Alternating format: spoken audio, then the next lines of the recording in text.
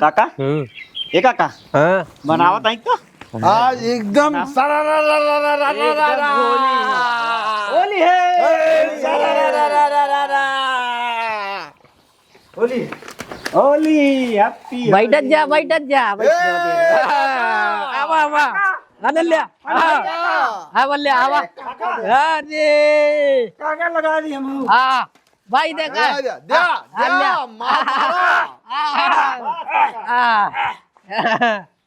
भाई अल्ल्या न्यूटन आया अल्ल्या सबको आ गया दुआरे आ गया खुशी हो गई कहाँ पीबे हम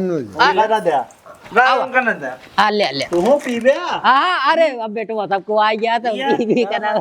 अनल्या ये तू गांजा पे भाई आवले अनल्या एक गिलास पहले तू पी ले बाबा एक गिलास एक गिलास अच्छा ले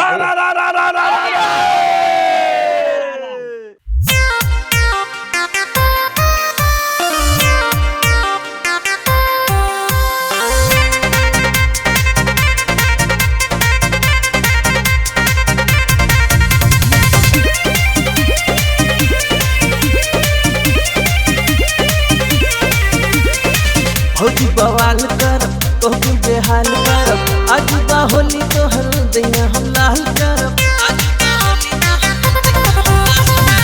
होली बवाल कर तो बेहाल कर अजुबा होली तो हर दैया हम लाल कर तनी बचे के करा तैयारी हो रंग भर के खेल पिचकारी हो तोहर भी गो साड़ी हो रंग भर के खेल पिचकारी हो तोहर भी गो साया साड़ी हो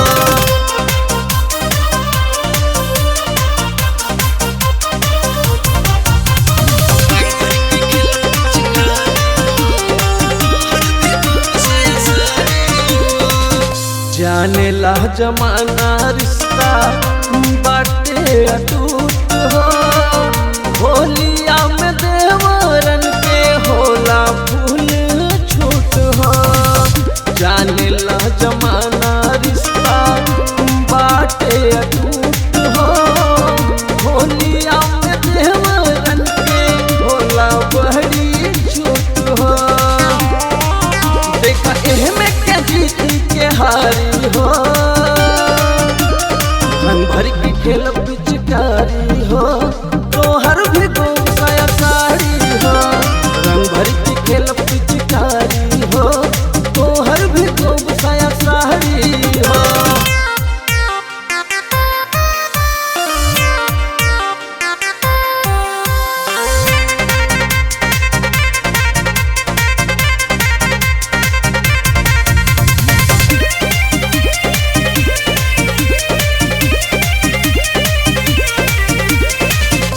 फागुन में होला मूला बात तकदीर से गाल करब लाल तोहर लाल किया वीर से फागुन में होला मूला बात तकदीर से गाल करब लाल तोहर लाल किया वीर से कैले बानी हम पूरी तैयारी हो रंग भर के खेल पिचकारी हो तोहर भी गो साया साड़ी हो रंग भर के खेल पिचकारी हो तोहर भी गो साया साड़ी हो